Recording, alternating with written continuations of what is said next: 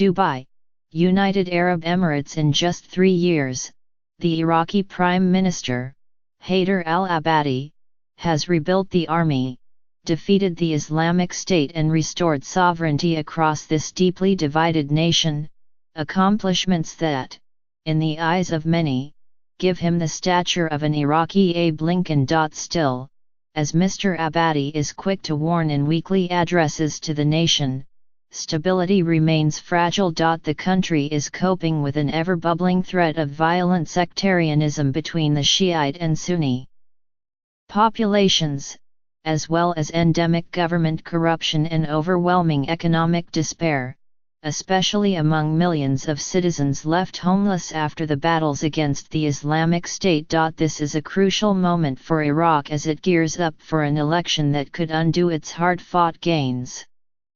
The vote could also reshape the influence of Iran across the Middle East and determine the likelihood of a resurgent Islamic State. But it's an important moment for Mr. Abadi, too. He has never spearheaded an electoral campaign, and has already stumbled as he tries to negotiate the mind-numbing complexities of Iraqi politics for a vote that will test his own political acumen in a challenging security environment. 2 weeks ago, for example, before the deadline to register for the May 12 elections, the Prime Minister tripped on an obvious landmine. He welcomed the leaders of Iranian-backed Shiite militias into a grand coalition that he hoped would cement his image as a moderating figure who could reach beyond his own Shiite base to appeal to Iraq's other communities. Iraq's Shiites, although the majority, are fractured into competing political parties.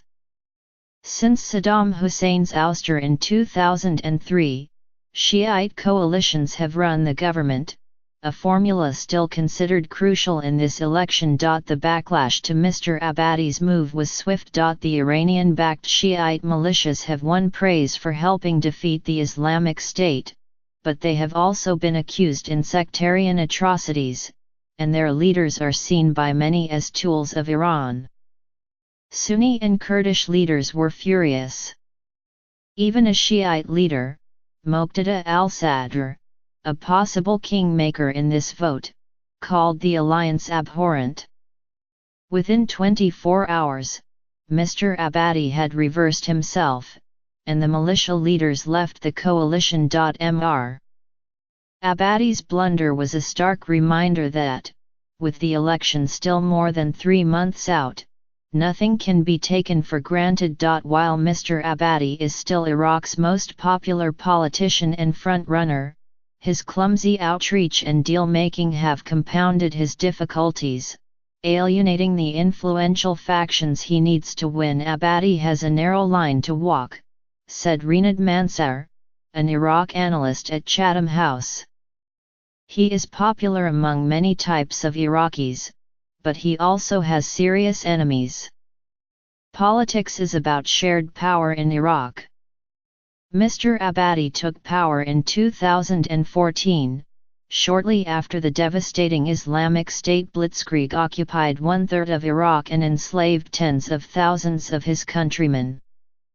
Most Iraqis attribute that disaster to the failings of his predecessor, Nouri Kamal al-Maliki, who governed for 8 years before being ousted by his own Shiite coalition in favor of Mr. Abadi. But while Mr. Abadi is the leader of the nation, he does not head his own political party, the Islamic Dawah, making his political position precarious. The party's leader remains Mr. Maliki, who despite his checkered political past is itching for a comeback.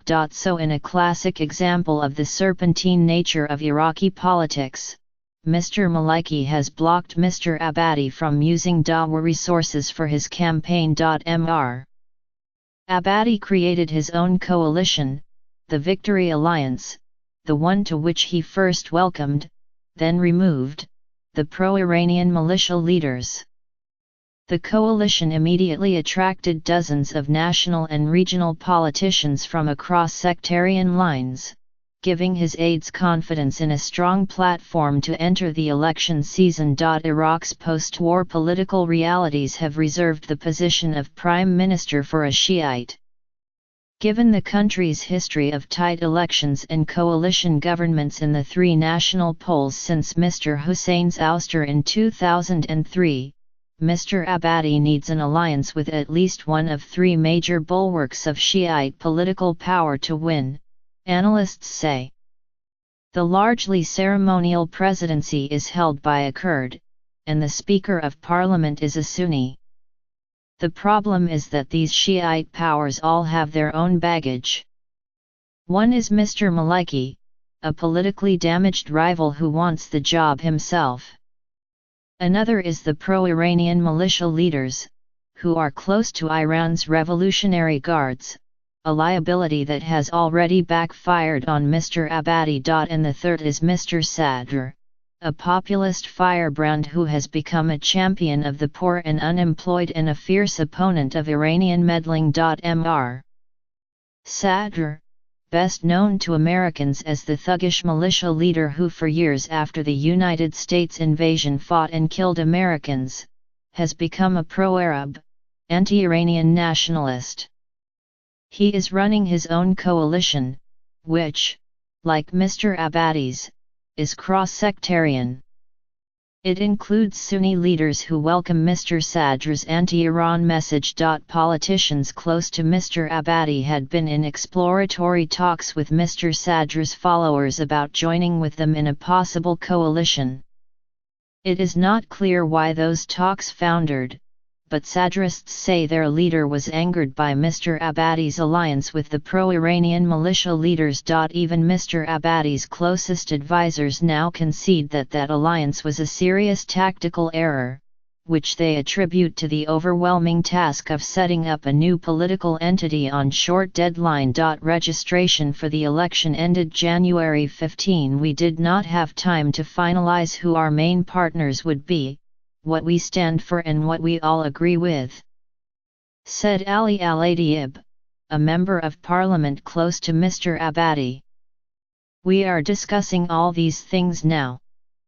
Some analysts say the Prime Minister's reputation may be forever tarnished. The latest developments undermine the view in Washington that Mr. Abadi is a bulwark against sectarian forces with strong links to Iran, wrote Hassan Hassan, a counterterrorism author, in an opinion piece published in The National, a newspaper based in Abu Dhabi, in the United Arab Emirates. Others say it's too early to make predictions this far in advance given Iraq's unpredictable security climate. One way Mr. Abadi could bolster his reputation, especially among Iraq's Sunnis, is a successful performance at an international donors conference next month in which his government is hoping to attract hundreds of billions of dollars in aid to rebuild the mostly Sunni cities destroyed during military operations against the Islamic State. The United Nations estimates that around 2.6 million Iraqis, mostly Sunni Arabs, remain displaced after the fighting and devastation of their towns. Leading Sunni and Kurdish lawmakers argued last week to delay the election, saying that a fair vote would be impossible because so many Iraqis were still scattered and their regions lacked the infrastructure for a vote. On January 21, Iraq's Supreme Court ruled that a delay would be unconstitutional. Wathik al-Hashimi,